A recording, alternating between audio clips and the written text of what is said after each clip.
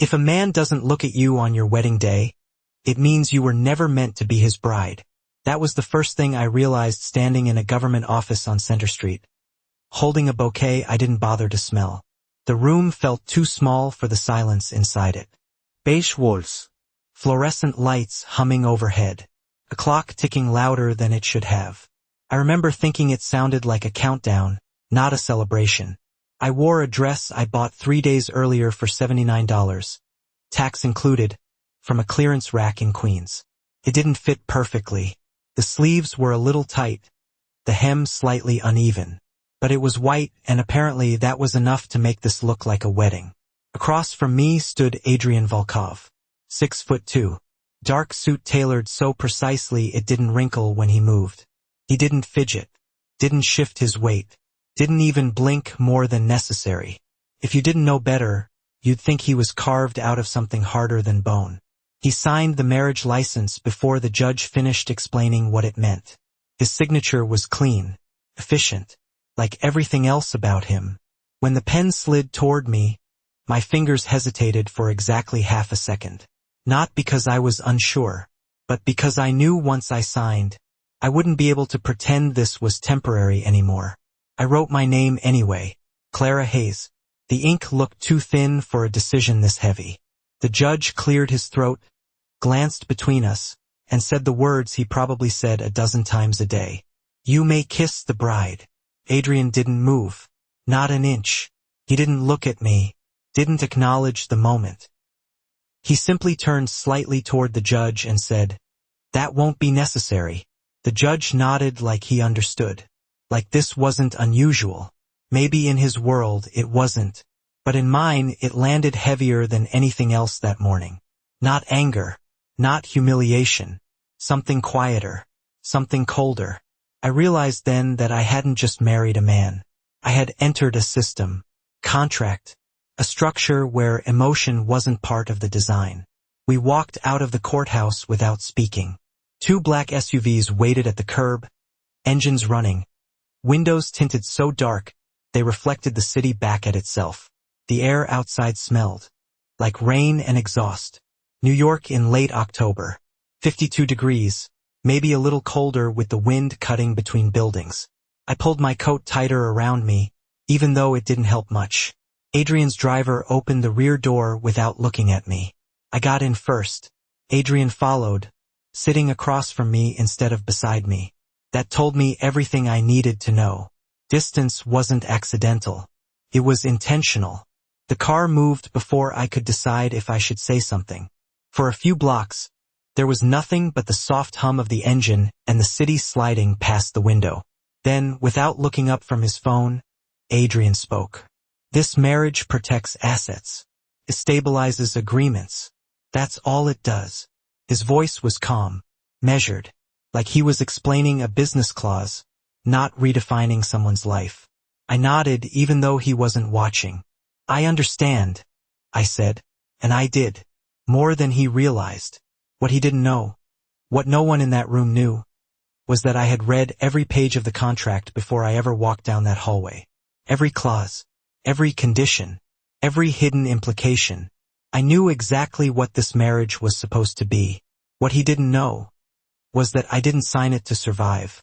I signed it because I chose to be here, and that was the part that would change everything. By the time we crossed the Brooklyn Bridge, I understood exactly how much I had just been worth. $1.8 million. That was the number my stepfather could not repay after his logistics contract collapsed at the port of Newark. I remember the night he told me, his hands shaking around a glass of cheap whiskey, saying the word debt like it was something alive, something that followed him from room to room. What he did not know was that I had already seen the emails, already traced the accounts, already understood who Adrian Volkov was long before his name was ever spoken out loud in our apartment. Most daughters would have panicked. Most would have run. I did neither, because when the proposal came, it did not sound like a threat to me. It sounded like an opening. The car slowed as we turned into lower Manhattan traffic, sunlight reflecting off glass towers that looked too clean to belong to the same city as my old neighborhood in Queens. Adrian had not said another word. Not to me. Not to the driver. Silence, I was starting to understand, was one of his primary tools. It made people fill the space. It made them reveal things they should not. I did not fill it. I let it sit between us, heavy and untouched. After a few more blocks, the car turned again and disappeared into a private underground entrance beneath a high rise that overlooked the Hudson River. The kind of building where the lobby probably smelled like expensive candles and quiet money. The engine stopped. The door opened. One of his men stepped aside, waiting for me to exit first. I hesitated for a fraction of a second, not because I was unsure, but because I wanted to observe. The way they moved. The way they avoided direct eye contact. Respect, not friendliness. Structure, not warmth. I stepped out. The air inside the garage was cooler, controlled, like the building itself did not trust the outside world. Adrian exited on the opposite side and walked ahead without checking if I followed. He assumed I would. He was right. The elevator ride was silent. 32 floors, according to the small digital panel above the door. I watched the numbers climb, feeling the pressure shift slightly in my ears, like the city was slowly being replaced by something higher, something more distant. When the doors opened, I stepped into a space that did not feel like a home. Felt like a statement.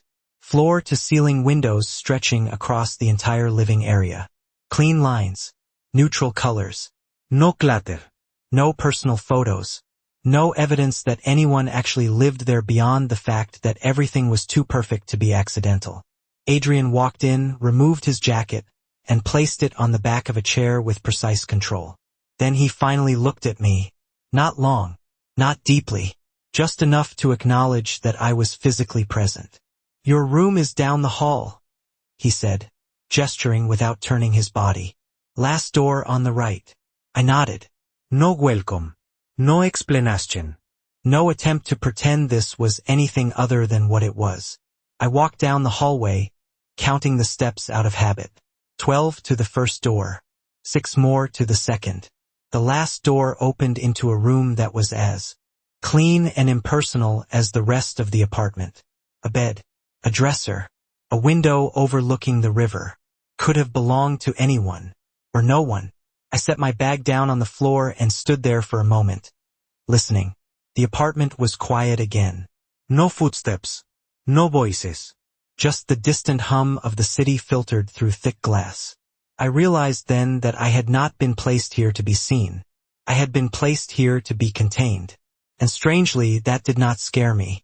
Because containment only works on something that does not understand the boundaries. I turned toward the window, watching the water move slowly beneath the fading afternoon light, and for the first time since signing my name, I allowed myself a small, private thought. He believed this arrangement gave him control. What he did not realize yet was that I had chosen to walk into it. The first night in Adrian Volkov's penthouse did not feel like a beginning. It felt like a test I had already agreed to take without knowing the questions. I did not unpack right away. Instead, I sat on the edge of the bed and listened to the silence, the kind that only exists in places built to keep the outside world out. No traffic noise, no voices through thin walls, just a low, constant hum from the building itself, like it was breathing quietly behind the glass. I checked the time on my phone. 7:42 in the evening. I had not been given a schedule, but I understood something important already. In this place, rules were not explained. They were observed. So I waited. At exactly 8:15, I stepped out of my room and walked back down the hallway, my footsteps soft against the polished floor. The kitchen lights were already on, casting a clean white glow over marble counters that looked untouched. There was food in the refrigerator, neatly organized, labeled containers, everything precise. Prepared, not lived with. I opened one of the drawers and found silverware arranged in perfect alignment. Even the forks were spaced evenly, as if someone had measured the distance between them.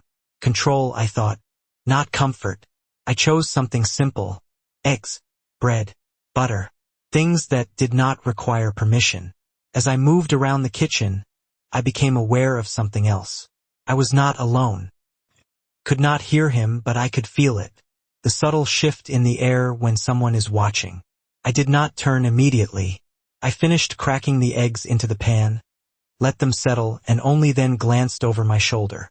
Adrian stood near the entrance to the living area, leaning slightly against the wall, arms relaxed but not careless. He had changed into a dark shirt, sleeves rolled just enough to show his wrists, his watch catching the light. His expression was neutral, not curious, not annoyed, observing. "You are in the kitchen," he said, like he was confirming a fact rather than asking a question. I nodded. Yes. He watched the pan for a moment, then looked back at me.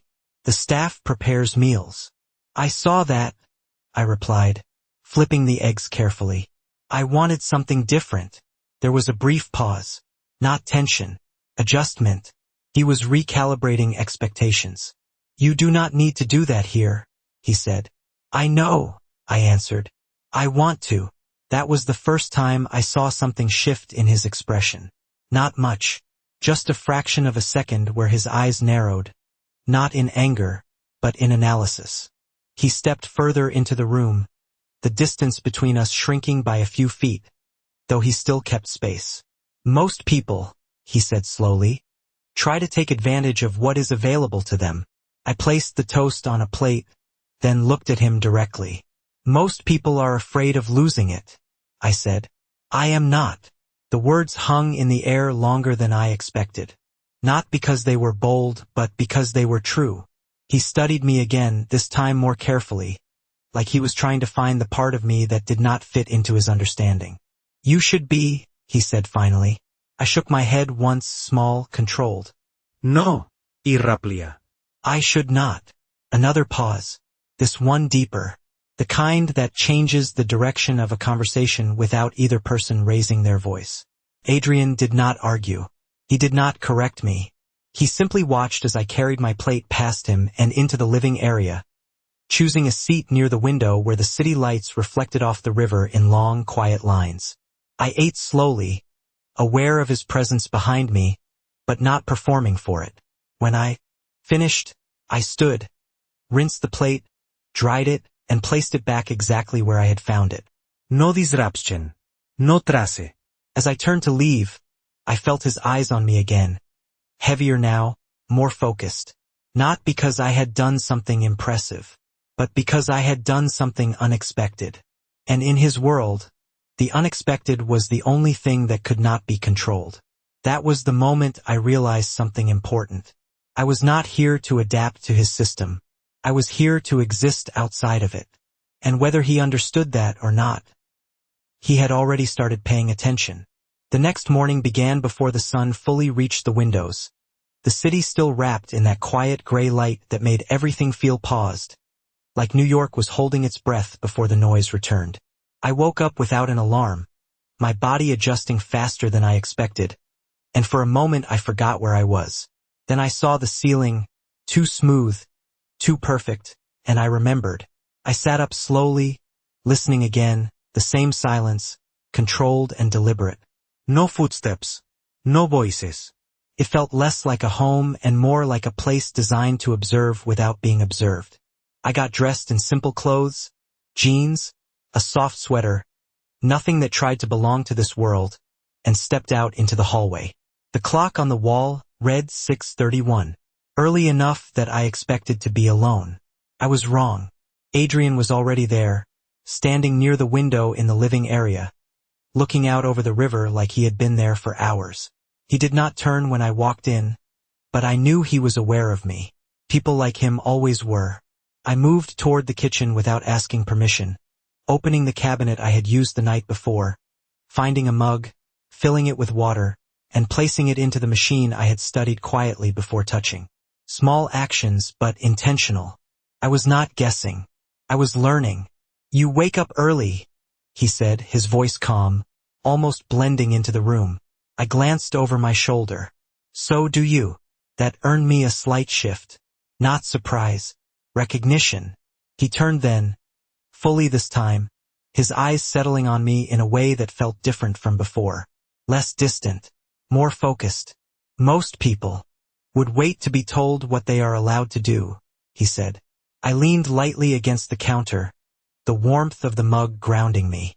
Most people do not read contracts before signing them, I replied. That caught him. Not visibly, not in a way anyone else would notice, but I saw it. Pause behind the eyes. A recalculation. You read it, he said, not asking but confirming. Every word, I answered. The coffee machine clicked softly as it finished, the sound filling the space between us. He took a step closer, not enough to invade, but enough to change the distance from indifferent to intentional. Then you understand what this is, he said. I met his gaze without hesitation. Yes, I said. Do you? That was the moment the air shifted. Not dramatically, not loudly, but enough that the room felt smaller, like something invisible had moved closer to the surface. Adrian's expression did not change, but his posture did, just slightly, like he was no longer standing in control of the situation, but inside it. Explain, he said. I shook my head once, lifting the mug to my lips. No, irraplia quietly. You prefer control. You can figure it out. Silence followed, but it was not the same silence as before. This one had weight, direction. He watched me longer than he had the night before, not because he wanted something, but because he did not understand something. And that, I realized, was far more powerful. I turned back to the counter, rinsed the mug after finishing, placing it back exactly where it belonged, then walked past him toward the hallway. As I passed, I felt his presence more clearly than before, closer, sharper, like the distance he had carefully maintained was starting to thin. You are not what I expected, he said, his voice low, almost to himself. I stopped for a fraction of a second, just enough to acknowledge the statement without turning around. That makes two of us, I said, and continued walking. Behind me, the silence returned, but it was no longer empty. It was watching, and for the first time since I arrived, I knew something had changed. Not in the rules, not in the structure, but in him. And once attention shifts, control begins to follow. The system in Adrian Volkov's world did not break loudly. It resisted quietly. I saw it on the third day when something small went wrong, something so minor that no one else reacted. But that was exactly why it mattered. I was sitting near the window with a book I had brought from my old apartment, something worn and familiar, when I noticed the housekeeper moving slower than before. Her name was Elena. I had heard one of the staff mention it in passing. Mid-50s, maybe early 60s, with careful movements that suggested she had learned how to make herself invisible in other people's spaces. She carried a tray across the living area, her hands steady, but her steps slightly uneven. No one else noticed, or if they did, they chose not to acknowledge it. I watched for a few seconds longer than necessary, then closed my book and stood. By the time I reached her, the tray had already tilted slightly, just enough to signal what was coming. I stepped forward and caught it before anything fell. Our hands touched briefly, her skin cold, thinner than I expected. Thank you, she said quickly, her voice soft, almost apologetic, like she had done something wrong. I shook my head. You are not supposed to be carrying this alone, I said. She gave a small, practiced smile. It is my job. That answer told me everything. In this place, roles were not questioned. They were followed. I glanced toward the hallway where one of Adrian's men stood, watching without expression, then back at Elena. Sit down, I said gently. She hesitated, her eyes flicking toward the same direction I had just looked, calculating risk. Not fear of me, fear of breaking routine. I cannot, she said. You can, I replied, taking the tray from her completely and placing it on the counter. There was a moment where nothing moved. Then slowly she sat. Not comfortably, not fully, just enough to obey without feeling like she had crossed a line. I crouched slightly in front of her, keeping my voice low. Are you dizzy? I asked. She nodded once, reluctant. Since this morning. I reached into my bag, pulling out my phone, already unlocking it. You need to get checked, I said. It is probably nothing, but it should not be ignored. She shook her head immediately. No hospital. It is too expensive. I almost smiled at that, not because it was funny, because it was predictable. I will cover it, I said simply. That was when the room shifted. Not dramatically, but enough that I felt it. Presence behind me. I did not need to turn to know Adrian was there. He had a way of entering a space without sound, like the room adjusted around him instead of announcing him. "What are you doing?" he asked, his voice calm, but sharper than before. I stood, turning to face him, my phone still in my hand. "Calling an ambulance," I said. His eyes moved from me to Elena, then back again, measuring the situation in seconds. "That is unnecessary," he said. "She will rest." I held his gaze. "She almost fainted," I replied. "Rest is not a solution." Another pause, this one heavier. He stepped closer, not aggressively, but with intention. "She works for me," he said. "I decide what is necessary." I tilted my head slightly, not in defiance, but in clarity. "Then you should decide to take care of her," I said. Silence followed, but it was not empty. It was full of something new. Not anger, not control, resistance. Not from me, from the structure he had built. I did not wait for permission. I finished dialing. Within minutes, the building staff coordinated quietly, efficiently, as if they had been waiting for someone to override the system. Elena was taken downstairs, her expression still uncertain, but no longer ignored. When everything settled, the apartment returned to its usual stillness. Adrian remained where he was, watching me in a way that felt different again. Not distant, not curious, something closer to unsettled. "Why would you spend your own money on someone you do not know?" he asked finally. I placed my phone back into my bag, my movements calm. "Because you did not," I answered. The words were simple, but they did not leave the room. They stayed there, between us, altering something that had not been touched before. And in that moment I understood something important. Power was not always about what you controlled. Sometimes, it was about what you chose to see. And he had just realized that I was seeing things he had stopped noticing a long time ago. Adrian did not say anything else that day, but silence, I had learned, was never empty with him. It meant something was moving beneath the surface. The kind of movement that did not show itself until it had already changed the outcome. The next morning, I noticed it before he even spoke. The way the staff behaved was slightly different. More alert, less rigid. Like something in the structure had been adjusted overnight, not broken, just recalibrated. Elena was not there, which I expected, but there was a new instruction posted quietly near the service entrance. I saw it when I passed by, written in clean, typed letters. Health concerns must be reported immediately. No name attached. No explanation.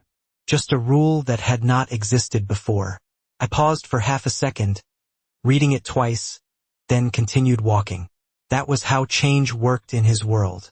Not announced, implemented. I found Adrian in his usual place near the window, already dressed, already working, his phone in one hand, a tablet resting on the table beside him. He ended a call as I approached, his tone calm, precise, then placed the phone down without looking at me. "The hospital confirmed she will be fine," he said. No greeting, no context. Just information. I nodded slightly. "Good," I replied. That should have been the end of it.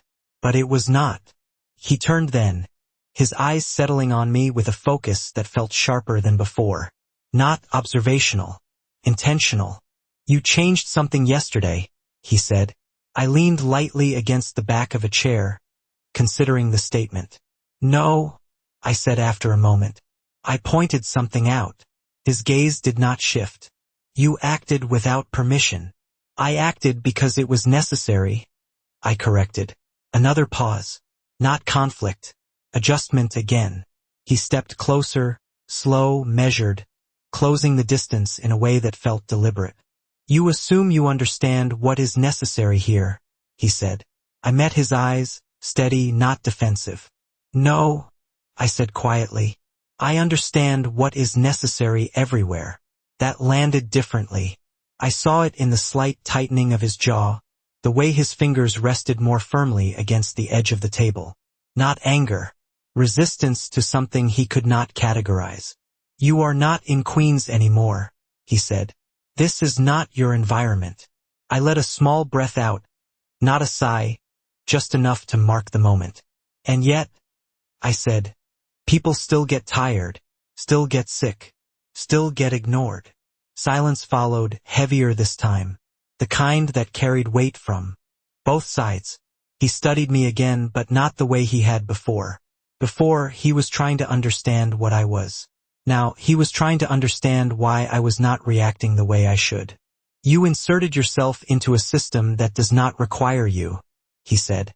I tilted my head slightly. "That is not true," I replied. "It just did not realize it yet." That was when something shifted again. Not in the room. In him. It was subtle, almost invisible, but I felt it. The moment where control stopped being absolute and started being questioned, even if only internally. He turned away first, walking back toward the window, his posture still composed, still controlled, but no longer completely untouched. I did not follow. I did not speak. I let the silence return, but this time, it felt different. Not like a wall, like a space that had been opened even slightly. I moved back toward the kitchen, pouring myself a glass of water, my reflection faint in the polished surface of the counter. Behind me, the city continued as it always did, fast, indifferent, unaware of the small shifts happening 32 floors above it. As I stood there, I realized something important. Yesterday had not been about helping Elena. It had been about visibility, about forcing something into the open that had been quietly accepted for too long. And now Adrian Volkov, a man who controlled everything around him, had been made to notice something he had not chosen to see. That was the difference. And that difference was where everything would begin to change. By the end of the week, I realized Adrian had stopped ignoring me. He had not said it. He had not changed his tone or his rules. But attention, once given, does not disappear. It redirects. I noticed it in small ways first. The way he paused slightly longer when I entered a room. The way his eyes followed without turning his head. The way silence between us no longer felt like dismissal, but observation. I did not react to it. That was important, because attention in his world was currency, and anything that reacted to it became predictable. I did not give him that. Instead, I followed my own routine. Morning coffee, reading by the window, writing notes in a small journal I kept in my bag, walking slowly across the balcony when the wind was light enough to carry the sound of the river without turning it into noise. I did not touch his space. I did not ask about his work. I did not try to become part of his system. And that, I realized, was exactly what made me impossible to place. One afternoon, I found him already seated at the dining table, a laptop open in front of him, multiple documents spread across the screen. Numbers, charts, timelines, the kind of work that required precision and control. I passed by without stopping, heading toward the kitchen, but his voice reached me before I could cross the threshold. "You do not ask questions," he said. I turned slightly, not fully, just enough to acknowledge him. "About what?" I asked. He gestured lightly toward the screen. "About anything." I considered that for a moment, then stepped into the kitchen, pouring myself a glass of water before answering. "If I needed to know, you would tell me," I said. "And if I do not tell you?" he asked. I took a sip, then set the glass down carefully. "Then it is not mine to know." Silence followed, but it was not empty. It was sharper now, edged with something that felt closer to curiosity than control. He closed the laptop slowly, the soft click echoing more than it should have in the quiet room. "Most people in your position would try to understand the structure they are inside," he said. I leaned lightly against the counter, meeting his gaze without tension. "Most people want to belong to it," I replied. "I do not." That shifted something again. Not outwardly, not visibly, but I felt it. The subtle change in the way he looked at me, no longer measuring me against expectations, but against something else entirely. Something undefined. He stood then, moving toward the window, his reflection briefly overlapping mine in the glass. "You are unaffected by this," he said. "By what?" I asked. He gestured vaguely, but I understood. The space, the money, the control, the weight of his world. I shook my head once. "No," I said. "I see it. I just do not need it." That answer stayed between us longer than anything else I had said. Because in his world, everything was built on need. People needed protection, needed access, needed approval, and need created leverage. But if you removed need, there was nothing left to hold on to.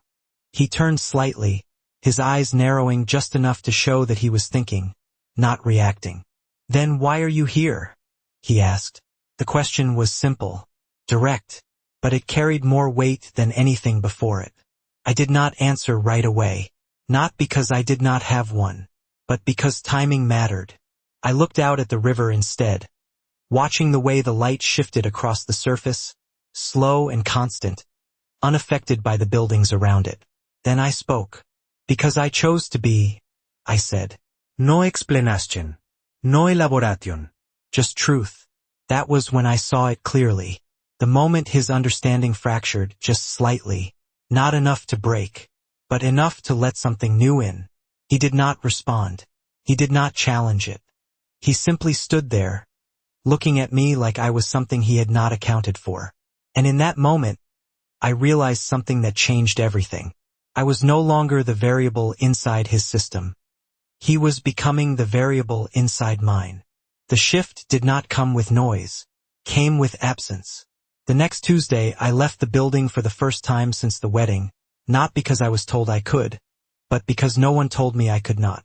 That distinction mattered.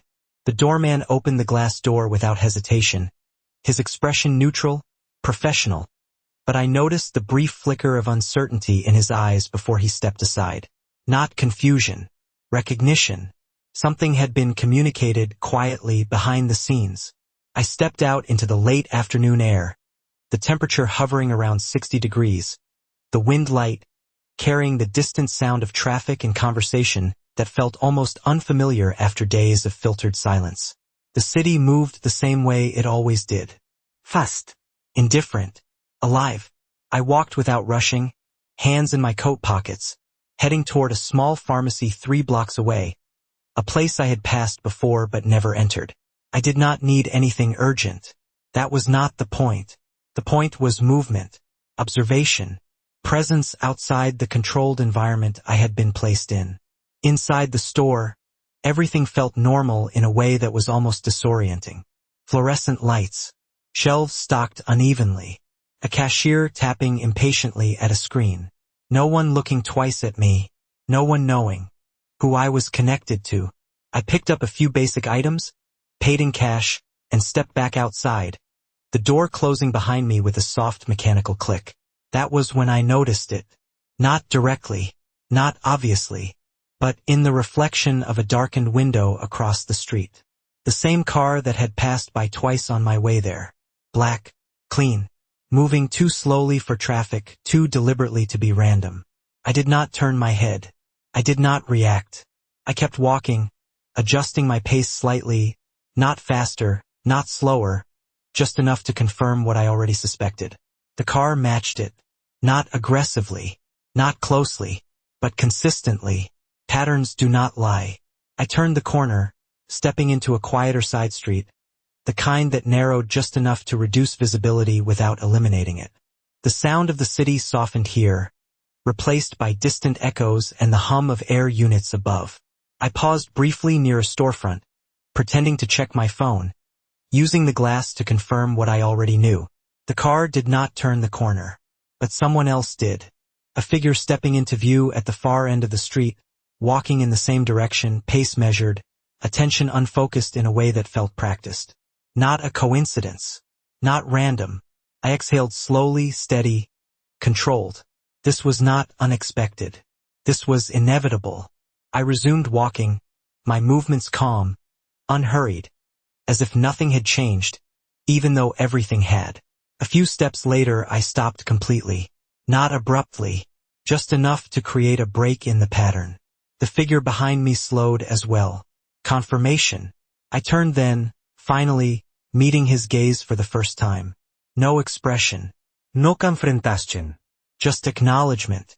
He hesitated just for a second, and that was all I needed. Not fear. Not threat. Just information. I turned back around and continued walking, but this time, I changed direction, heading toward a busier intersection where people moved in clusters, where visibility worked both ways. The figure did not follow this time. Neither did the car. They did not need to. The message had already been delivered. I was visible. I was being watched. And more importantly, they wanted me to know it. By the time I returned to the building, the sky had shifted into early evening, the light fading into that soft blue that made everything look quieter than it was. The doorman opened the door again, his expression unchanged, but I noticed the way his eyes moved slightly, scanning behind me before I stepped inside. I said nothing. I did not need to. When the elevator doors closed, sealing me back into controlled silence, I leaned lightly against the wall, my reflection staring back at me from polished steel. Calm, steady, aware. This was not a mistake. It was not an accident. It was a move.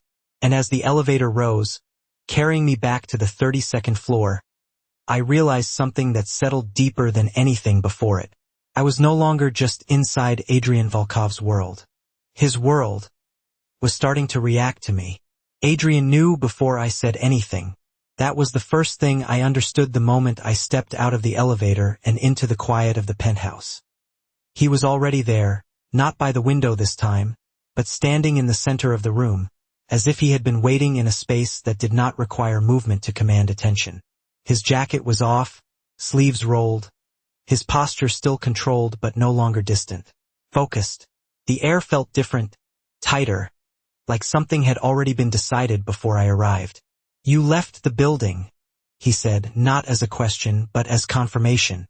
I walked past him slowly, setting the small paper bag from the pharmacy on the counter before turning to face him. Yes, I replied.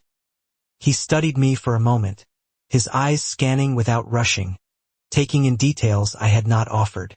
And, he asked, that was new. Not control. Not instruction. Inquiry. I leaned lightly against the counter, crossing my arms loosely, not defensive, just grounded. And I was followed, I said. Silence. Immediate. Heavy. But not surprised. That told me everything. His jaw tightened just slightly, not enough to signal anger, but enough to show calculation. He stepped closer, not quickly, but with purpose, closing the distance in a way that made the room feel smaller. Describe them, he said. I shook my head once. It does not matter, I replied. His eyes sharpened. It matters, he corrected. I held his gaze steady. No, I said quietly. It was not about them. It was about the message. That stopped him. Not physically, but mentally. I could see it in the way his expression shifted, not into confusion, but into something more precise. Understanding layered over control. What message? He asked. I let a small pause settle, not for effect, but for clarity. That I am visible, I said. That I am connected to you, and that someone wants to see how you respond. The words did not raise my voice. They did not need to. They landed exactly where they were meant to. Adrian did not look away, but something in him changed. Not outwardly, not dramatically, internally. The kind of shift that does not show itself until it becomes action. He turned slightly, running a hand along the edge of the table, his movements slower now, more deliberate. You should not have left, honestly. No, I said. A beat of silence. Then, softer, almost to himself, he added, you should have been. I continued walking, not turning back this time. No, irrapata quietly. I should not. And as I reached my room, closing the door behind me, I realized something had changed in a way that could not be undone. This was no longer about whether I belonged in his world. It was about how his world would adjust, now that I was part of it. The next 2 days were quiet, but not in the way they had been before. This time, the silence carried intention. Adrian did not bring up what happened again, but I could feel the shift in the rhythm of the space around me. More movement in the background. More subtle coordination between people who did not speak openly. Doors closed more quickly. Conversations ended when I entered a room, not out of exclusion, but out of awareness. Something was being handled. Not for me. Because of me. I did not ask. I did not need to. On Thursday morning, I noticed it first in the absence of repetition. The same black car I had seen earlier in the week did not pass the building anymore. The street below moved normally again. Taxis weaving through traffic, pedestrians crossing without hesitation. Everything returning to its usual unpredictability. Patterns had been interrupted. And that only happened when someone with enough influence decided they should be. I was sitting near the window, my journal open but untouched, watching the river move in slow, steady lines when Adrian entered the room. He did not announce himself. He never did. But his presence felt different this time. Not sharper. Not heavier. More contained. Like whatever decision he had made had already been executed. It will not happen again, he said. No explanación. No detalle. Just a statement placed carefully into the space between us. I closed the journal slowly, setting the pen down with more attention than necessary, then looked at him. I did not expect it to, I replied. That earned me a pause. Not because he disagreed, but because I had removed the need for reassurance. He stepped closer, stopping a few feet away, close enough that I could see the subtle tension in his posture, the way his shoulders held just a fraction tighter than before. You should have told me immediately, he said. I considered that, not defensively but honestly. I told you when it mattered, I answered. His eyes narrowed slightly. It mattered the moment it happened, he said. I shook my head once. No, I said quietly. It mattered when it became information, not reaction. That was when the shift happened. Not loud, not visible to anyone else. But I felt it. The moment where he stopped seeing me as someone inside the situation, and started recognizing that I was analyzing it alongside him. He studied me for a longer moment this time, not looking for weakness but for structure. You understood what they were doing, he said. It was not a question. I nodded. Yes. And you still walked back here alone, he added. I met his gaze steady. Yes. Another pause. Longer. He exhaled slowly, the smallest release of control I had seen from him so far. Not frustration. Not anger. Something closer to restraint. That was not a calculated risk, he said. I tilted my head slightly. It was, I replied. Just not the kind you are used to. Silence followed again, but it was different now. Not tension.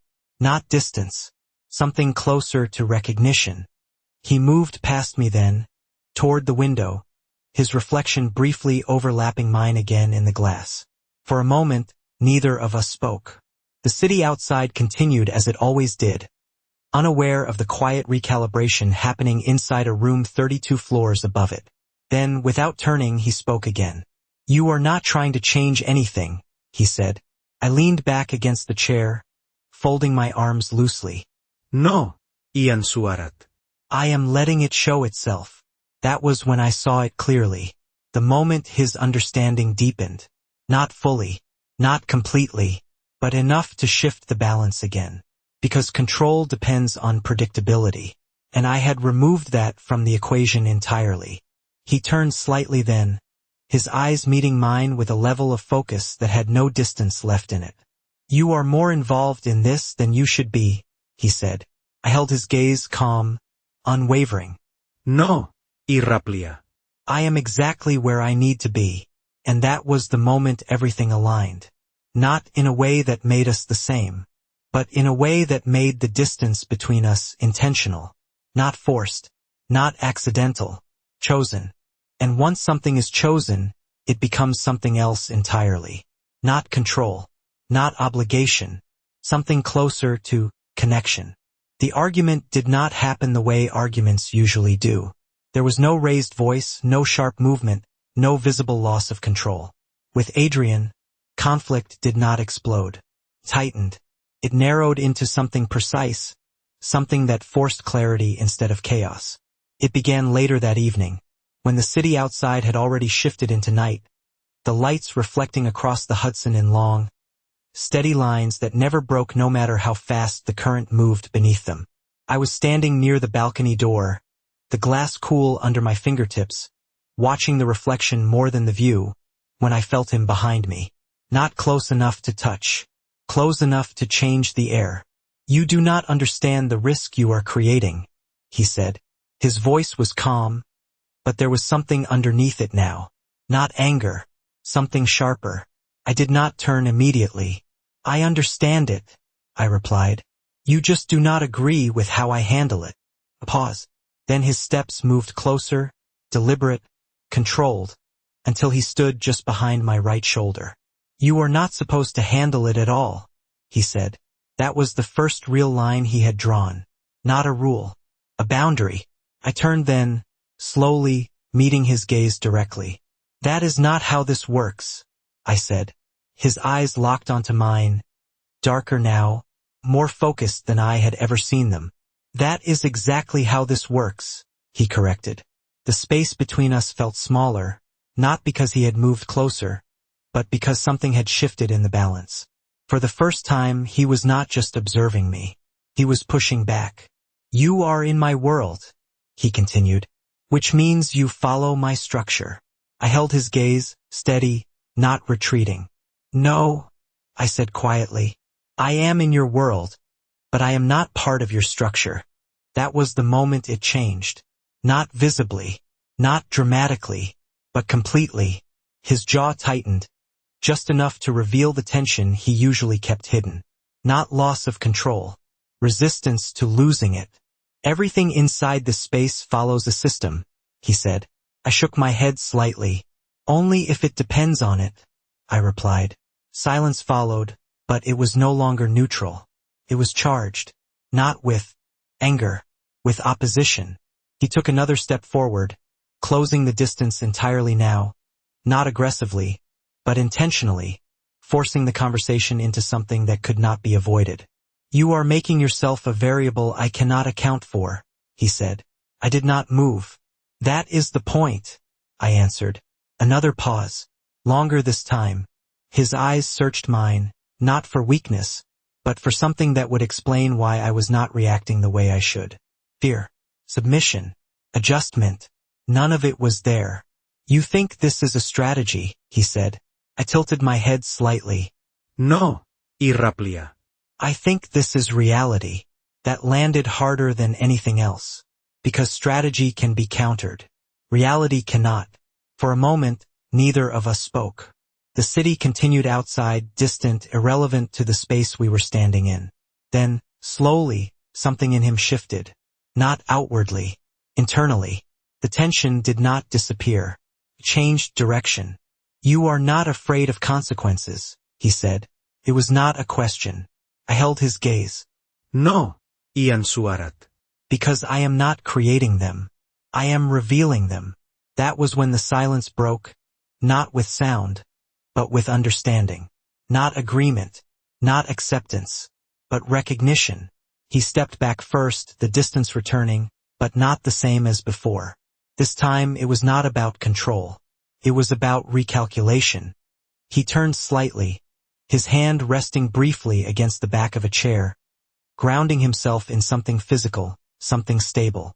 "You are challenging something you do not fully see," he said. I let a small breath out, steady. "And you are protecting something you stopped questioning," I replied. That was the moment the balance shifted again. Not in my favor, not in his. Between us. Equal but not aligned. And as the silence settled once more, I realized something that changed everything. This was no longer about control or structure. It was about perspective. And once perspective changes, nothing returns to what it was before. The truth did not arrive all at once.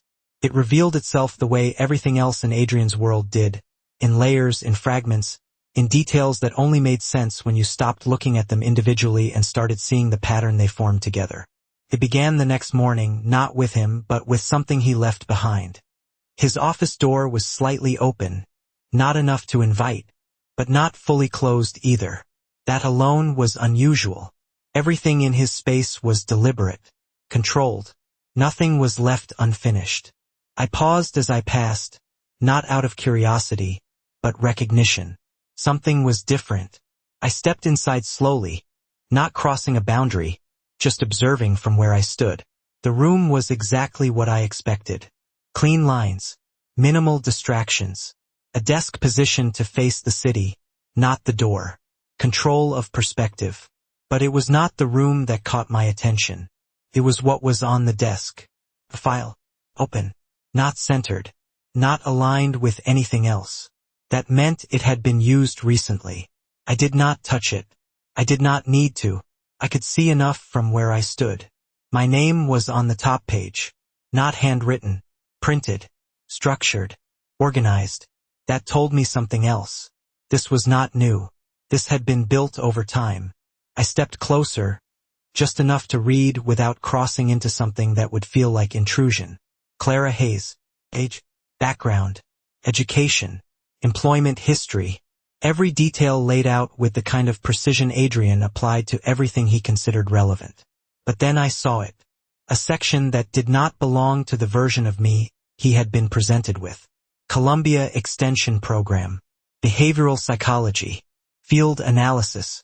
The words were small, almost insignificant in placement, but they changed everything. He knew. Not everything, but enough. I felt the shift before I heard his voice. You were not supposed to see that, Adrian said from behind me. I did not turn immediately. You left it open, I replied. A pause. Then his steps moved closer, measured, controlled until he stood just behind me, not reaching for the file, not closing it. Letting it remain exactly where it was. You misrepresented yourself, he said. I turned then, meeting his gaze directly. No, I said calmly. You assumed what you wanted to see. That landed. Not as a denial, as a correction. His eyes searched mine, not for deception, but for alignment between what he now knew and what he had observed. Your background does not match the situation you presented, he said. It matches exactly, I replied, just not in the way you expected. Silence followed, but it was not resistance. It was processing. He stepped around me then, finally closing the file not abruptly, but with intention as if sealing. Something that had already been understood. The debt, he said slowly. Your stepfather. I watched him, steady. Is real, I said. But not mine. That was the first full fracture. Not in his control. In his assumption. He had built the entire structure of this arrangement on a premise that no longer held the same weight. You chose to take his place, he said. Yes. Another pause. Deeper. Why? He asked. The question was different this time. Not strategic. Not probing. Personal. I let the silence sit for a moment, not to avoid the answer, but to place it correctly. Because you would never have accepted the deal if it came from someone like me, I said. His gaze sharpened. Explain. I held his eyes. You needed leverage, I said. Something visible. Something that fit your world. I gestured slightly toward the closed file. She would have fit. I would not. He understood that immediately. Not emotionally. Structurally. So you replaced her, he said. I nodded. Yes. Silence again. But this time it was not empty. It was full of something new. Not confusion. Not control. Recognition of intent. He was not looking at me the way he had before. Not as an unknown variable. Not as an anomaly. As something deliberate. Something placed exactly where it was meant to be. This was not about survival, he said quietly. I shook my head once. No, Irraplia. It was about entry. That was when everything shifted. Not gradually. Completely. Because the moment intent becomes clear, the entire story changes. And now, for the first time since the beginning, Adrian Volkov was no longer trying to understand what I was. He was trying to understand why I chose him. He did not ask the question right away. Adrian Volkov was not the kind of man who rushed toward answers. He dismantled them slowly, piece by piece, until what remained was something he could trust. But I could see it in his eyes now, clearer than anything before. The shift had already happened. Not in his control, in his perception. He was no longer looking at me as someone who had entered his world by accident. He was looking at me as someone who had stepped into it with intention. And that changed everything. We stood in his office, the city stretching behind him through the glass, the river catching the late afternoon light in long, steady reflections that did not break no matter how the current moved beneath them. He remained still for a moment longer, then finally spoke. "Why me?" he asked. No title, no distance, just the question. I did not answer immediately, not because I did not know, but because the answer was not simple, and with him, simplicity was never enough. I stepped past him, moving toward the window, placing the city at my back instead of in front of me. A shift in position, not dominance, perspective. "Because you are consistent," I said. He turned slightly, watching me now with a level of focus that had no distance left in it. "Explain," he said. I met his gaze. "You do not pretend to be anything you are not," I continued. "You do not hide behind language or emotion or justification. You operate exactly as you present yourself." A pause. "That makes you predictable in one way," I added, "and unpredictable in another." His expression did not change, but I could see the calculation behind it. He was not reacting. He was evaluating. "And that made you choose this," he said. Not a question. A conclusion being tested. I nodded once. Yes. Silence followed, but it was not empty. It was full of something neither of us had acknowledged before. Not tension. Not control. Something quieter. Something closer to truth. He took a step closer, not enough to close the distance completely, but enough to remove the space that had once defined everything between us. "You entered my world to observe it," he said. I shook my head slightly. No, Irraplia. "I entered your world to understand it." Another pause. Then softer, more precise, he asked, "And now?" I held his gaze, steady, unwavering. "Now I understand you," I said. That landed differently than anything else. Not because it challenged him, because it reached something he did not allow people to reach. He looked at me for a long moment, not searching for weakness, not testing for deception, but measuring something deeper. Alignment. Intention. Truth. "And what does that mean?" he asked finally. I let a small breath out, not a sigh, just enough to mark the shift. "It means you are not as controlled as you think you are," I said. The words were quiet, precise, and they did not leave the room. He did not respond immediately. For the first time since I had met him, Adrian Volkov was not the one directing the moment. He was inside it, processing it, adjusting to it. I watched the change happen in real time, subtle, almost invisible, but undeniable. "You believe you influence outcomes," he said after a moment. I shook my head once. No, Irraplia. "I believe I reveal them." Silence again. But this time it was not tension. It was understanding. Not complete, not finished, but enough. He stepped back slightly, not retreating, just creating space where there had been none. Not distance. Choice. "This was never about the debt," he said. I nodded. "No. And it was never about the marriage," he added. No, Irrapata. A final pause. Then, quieter than anything before, he said, "Then what is it about?" I looked at him, not as an outsider, not as someone inside his system, but as someone who had chosen to stand exactly where I was. "It is about what happens when someone like you meets someone who does not need what you offer," I said. The words settled between us, not as a challenge, not as a conclusion, but as something else entirely. A beginning. And in that moment, I realized something that neither of us could undo. He could control the city, the system, the outcomes, but not this. Not the space between us that had been built not on power or obligation, but on something far more dangerous. Choice. And once choice enters the equation, nothing remains the same.